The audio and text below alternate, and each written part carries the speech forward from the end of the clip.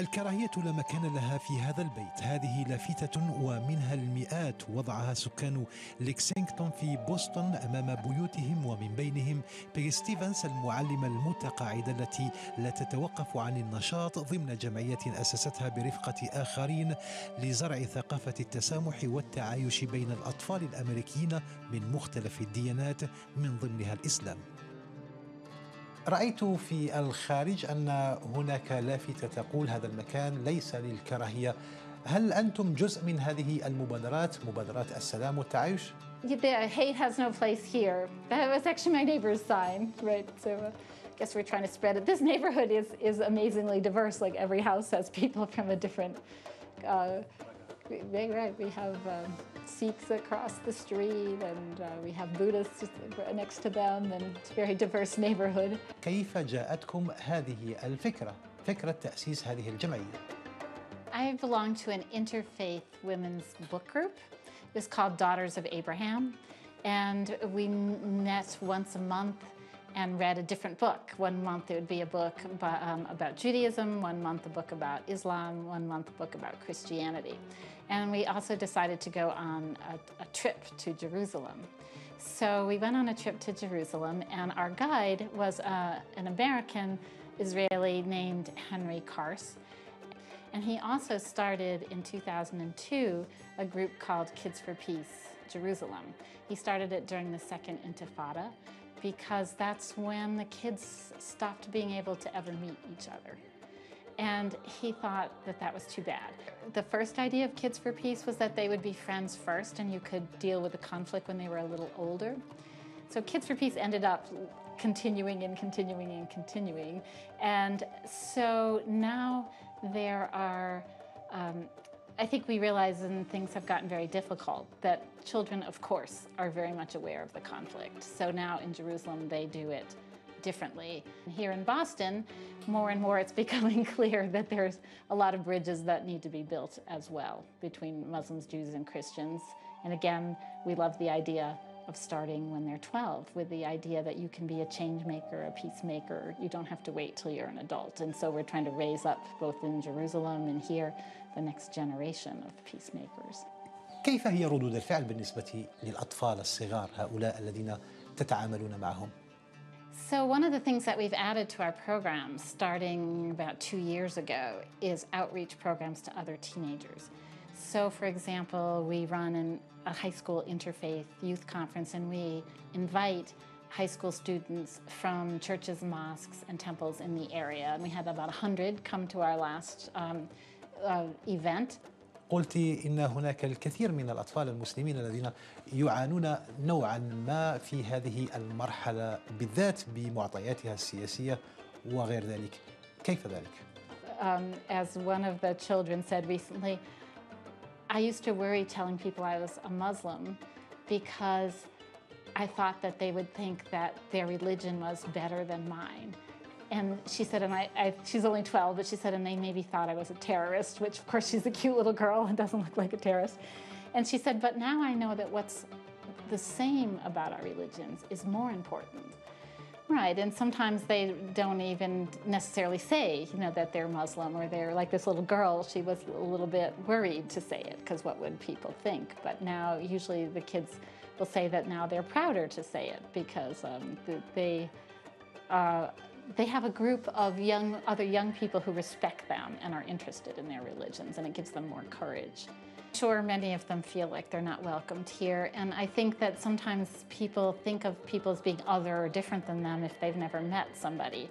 So I know actually one of our Kids for Peace parents is on the Boston Globe today, this morning's paper. She was just saying that she's starting an iftar dinner, the feast at the end of the fasting, now that it's the month of Ramadan.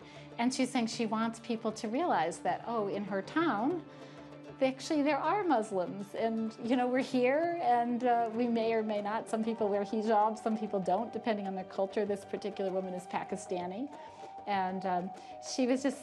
So one of the parents was saying too that she thought, I should do something too. My children, she has 2 boys in the program. My children are welcoming people from other religions, and I need to do that too. So. حان موعد اللقاء، لقاء 3 أطفال من ديانات 3، رافي اليهودي، ياسمين المسلمة، وديفيد المسيحي. حديثهم عن التعايش والتسامح يمكن تصنيفه في خانة الدرس لمن لا يؤمن بهذه القيم. I mean, I think we have our differences, but I think that our differences actually make us closer in a way, and I think that our differences bring us together. We all want to talk with people who disagree with us. I think that's something in common we have, and that's why we do Kids for Peace. We don't always agree, especially on difficult issues, but we all want to talk to people who we disagree with to understand their point of view.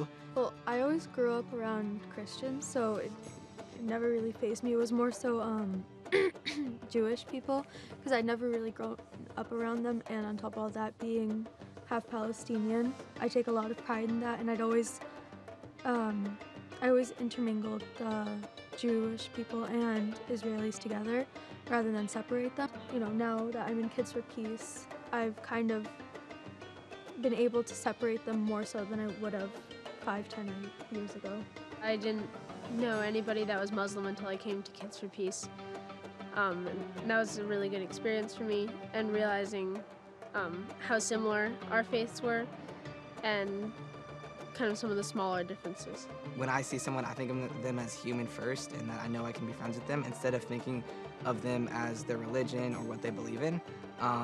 So I really feel like it wouldn't be an issue for me to become friends with whoever is next door.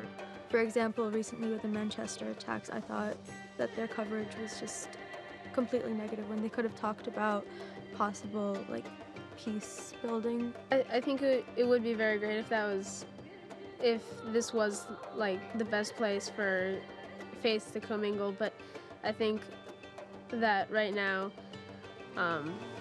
there's a lot of Islamophobia and just kind of a general fear for other. Sometimes I get angry. I try not to though. I try to be compassionate, but a lot of Muslims are my closest friends now. I would say half my friends are Muslim, and I think that there's just a lack of communication. I would say a bad view on Islam and Muslims, and then once I came to Kids for Peace, I talked to them and I realized how nice they were and how human they are. I really realized, oh, they're just like me, they're regular people too. People think that being Muslim or Jewish in a school that's primarily Christian is very difficult, but in my case, all of my friends are different faiths than I am, and we all respect each other for who we are. We celebrate Christmas together, we celebrate Hanukkah together. They're celebrating Ramadan with me right now. ومعي الآن الدكتور أيمن القطان، وهو أمريكي من أصول عربية، ابنته منضمة إلى هذه الجمعية، جمعية أطفال من أجل السلام. السيد أيمن، مرحبا بك في اليوم على الحرة. بداية، بنتك منضمة إلى هذه الجمعية وأنت أيضا منضم وناشط ضمنها. مو بس بنتي، أنا بنتي وعندي كمان ولد وبنت ضمن هاي الجمعية، ف3 من 4 أولاد هم أصلا اللي بروح على Kids for Peace. يعني بالنسبة لي شيء كتير مهم إني أشوف أولادي إنهم متعرضين لطبيعة تفكيرات مختلفة. هذا برأيي الشخصي حيساعدهم إنهم ينموا وفي المستقبل يكونوا قادة قادرين يتعاملوا مع اختلافات بالرأي، اختلافات بطبيعة التفكير، طبيعة التعاملات. هلا إحنا لما تطلع على التاريخ، أنا إنسان بحب كتير التاريخ. التاريخ تبعنا تاريخ كتير عظيم وبنفس الوقت متنوع. التاريخ تبعنا لما تطلع عليه، خاصة يعني قبل حركة، يعني على مستوى 1400 سنة من أيام سيدنا محمد لهلا، إحنا كان الأساس تبعنا قائم على احترام الآخر، احترام الديانات.